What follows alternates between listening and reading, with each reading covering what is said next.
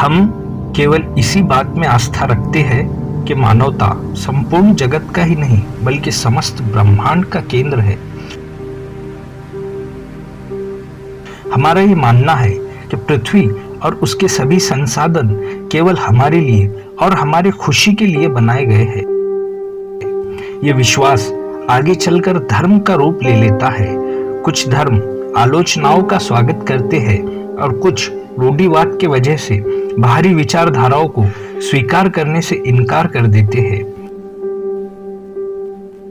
हम मनुष्यों ने तो इन धार्मिक रूढ़िवाद से प्रेरित होकर इस पर पुस्तकें भी लिख डाली, जिनमें हमने केवल उन्हीं बातों का जिक्र किया है जो हमारी मान्यताओं से मेल खाती थी।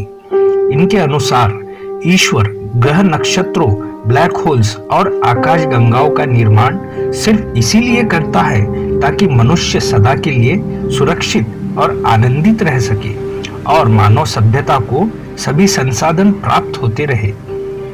इसी सोच के वजह से हम ये भूल जाते हैं कि ऐसी कई प्राकृतिक दुर्घटनाएं हैं जो इस बात को साबित करती है कि ये ब्रह्मांड मानव मात्र के लिए नहीं बना है और हमारा एक ऐसे ईश्वर को मानना जो हमसे प्रेम करता है एक भ्रांति मात्र है।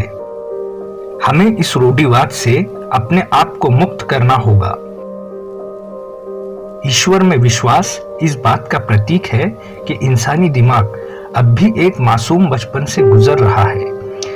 हम धार्मिक ग्रंथों में मौजूद काव्यात्मक भावों की सराहना कर सकते हैं। हम धैर्यपूर्वक ईश्वर के बारे में कही गई सारी बातों को सुन सकते हैं। हम ये मानकर चल सकते हैं कि इस प्रकार का विश्वास इंसानी दिमाग के क्रमिक विकास का एक हिस्सा है। सभी धर्म ग्रंथ एक जैसे नहीं होते।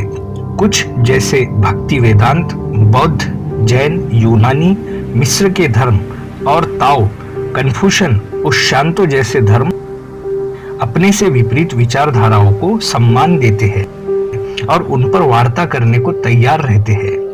कुछ और ग्रंथ जैसे कि बाइबल और कुरान ये मानकर चलते हैं कि इंसानी दिमाग पिछड़ा हुआ है और तर्क संगत दृष्टि से आगे नहीं बढ़ सकता। सच तो ये है, फसलें हमारे लिए नहीं उगती।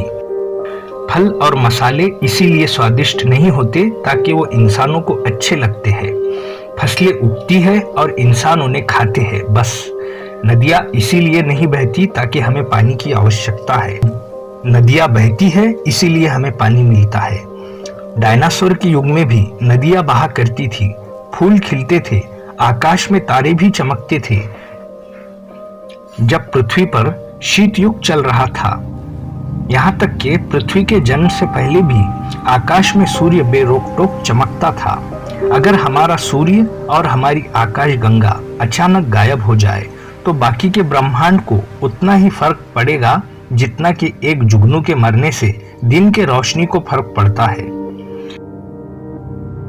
एक ऐसा अनंत और अविचलित ब्रह्मांड जिसे सैकड़ों सूर्यों और सौर मंडलों के मरने से कोई फर्क नहीं पड़ता, इसे हम ईश्वर मान सकते हैं। पर यह विचार हमारे कल्पना के ईश्वर से बिल्कुल अलग है। ये मानवता का ईश्वर नहीं होगा, ये ब्रह्मांड का ईश्वर होगा। पृथ्वी पर मानव जीवन का प्रकट होना और पृथ्वी का ब्रह्मांड के अनंत चक्र के बीच प्रकट होना, ये दोनों बातें बहुत छोटी है, इतनी छोटी कि ब्रह्मांड के इतिहास में इसका जिक्र भी जरूरी नहीं होगा। प्रकृति का हमारे अनुकूल होना ये एक सहयोग मात्र है।